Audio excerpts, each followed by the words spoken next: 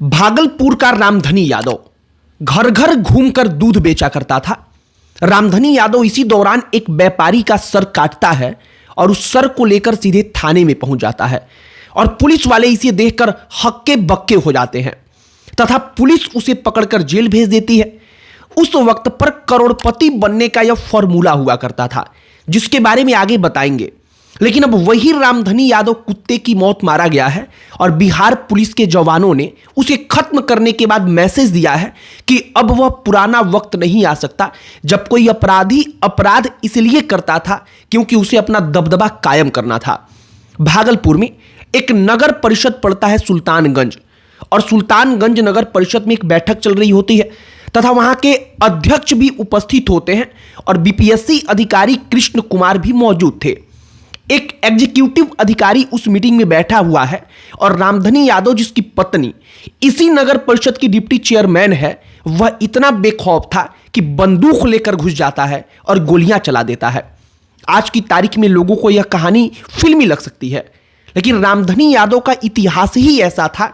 और फिर भी सोचिए कि यह सनकी अब तक जीवित था, और न सिर्फ जीवित था बल्कि भाजपा के राष्ट्रीय अध्यक्ष से लेकर केंद्रीय मंत्री चिराग पासवान तक के साथ खड़ा होता था और बाकायदा वह लोग इसके साथ तस्वीरें खिंचाते थे। रामधनी और इसके बेटे की पूरी कहानी आपको बताएंगे, लेकिन आगे बातचीत करने से पहले हमारा नमस्कार स्वीकार करिए। हमारा नाम मोहित कुमार सिंह है। जिनके दिल में रामधनी के लिए प्यार उमड़ रहा कि वह यादव था इसलिए मारा गया, उनको यह कहानी सुनना चाहिए कि जिस सरकारी ऑफिसर को रामधनी ने गोली मारा, वहां पर डीएम उसके घर पहुंचे तो वहां पर पत्नी रो रही थी और 2 साल का बेटा पापा पापा बोलकर अपने पिता को उठाने का प्रयास कर रहा था। और हंसता खेलता परिवार जब उसकी आंखों के सामने बिलख रहा था तो डीएम की आंखों में भी आंसू आ गए। उन्होंने हाथ जोड़ लिया।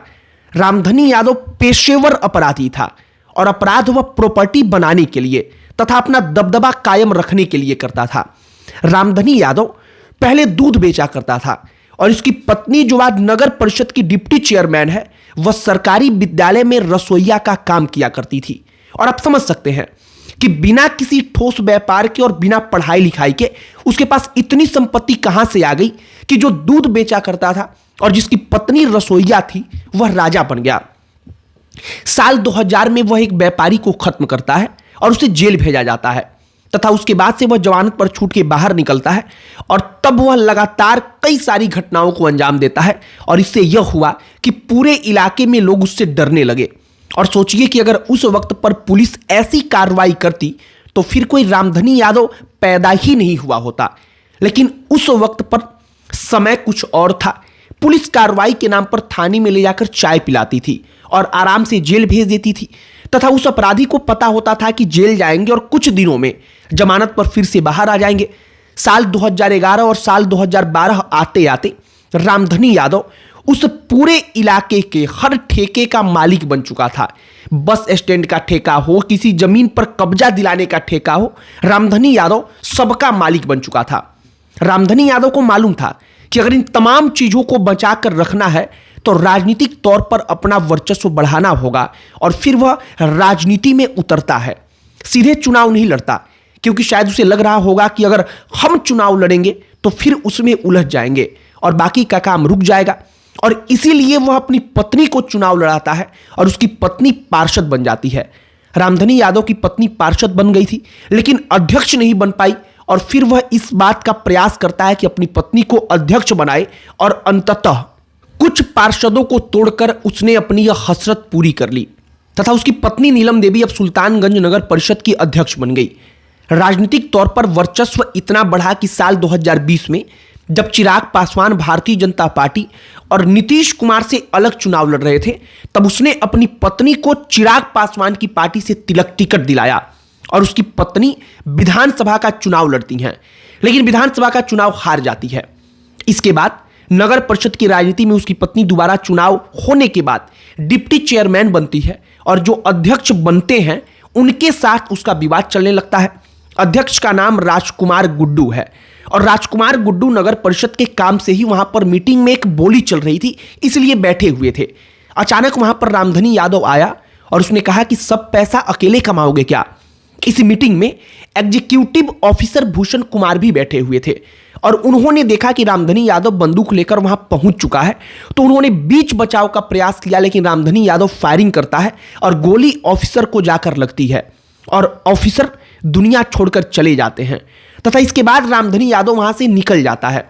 अब एनकाउंटर की कहानी सुनिए जो पुलिस बता रही है। पुलिस ने रामधनी यादव को पकड़ लिया, लेकिन रामधनी यादव ने जिस हथियार से फायरिंग की थी वह नहीं मिल रहा था। तो रामधनी यादव से पूछा गया कि वह कहां है, तो उसने बताया कि एक जगह पर छुपा रखा है। रामधनी यादव पुलिस के साथ उसी जगह पर जा रहा होता है और पुलिस के मुताबिक उसके गुर्गे पुलिस का पीछा करते हैं। पुलिस रामधनी यादव से बार बार कहती भी है कि अगर कुछ गड़बड़ हुआ तो फिर तुम्हें दिक्कत हो जाएगी, लेकिन रामधनी यादव को यह डर सता रहा था कि अगर वह बंदूक बरामद हो गई तो फिर पुलिस अदालत में इस बात को साबित कर देगी कि रामधनी यादव ही दोषी है और उसे सजा हो जाएगी। तथा पुलिस के मुताबिक रामधनी जब एक सुनसान रास्ता आता है तब अपने गुंडों से पुलिस के ऊपर फायरिंग करने का हुक्म देता है और फिर उसके गुंडे पुलिस के ऊपर गोली चला देते हैं तथा पुलिस अपने बचाव के लिए गोली चलाती है और वही गोली रामधनी यादव के सीने में जाकर लग जाती है। अब पुलिस की कहानी झूठी है या सच्ची है, लेकिन जैसी भी है रामधनी यादव को मरना ही था और उसके पापों की सजा उसे मिलनी ही थी तथा जो काम वर्षों पहले हो जाना चाहिए था बिहार पुलिस ने उसमें देरी की और उस देरी का परिणाम यह निकला कि रामधनी यादव इस दुनिया को छोड़कर जाने के पहले एक बीपीएससी ऑफिसर को मार गया और पूरे बिहार में दशकों पुराने वातावरण की याद दिला गया। रामधनी के 4 बेटे हैं। एक बेटा एमएलसी का प्रतिनिधि, दूसरा चिराग पासवान की पार्टी का युवा जिलाध्यक्ष और 2 बेटे पढ़ाई कर रहे हैं। मतलब कि बेटों को भी एक एक करके वह सेट करता चला गया।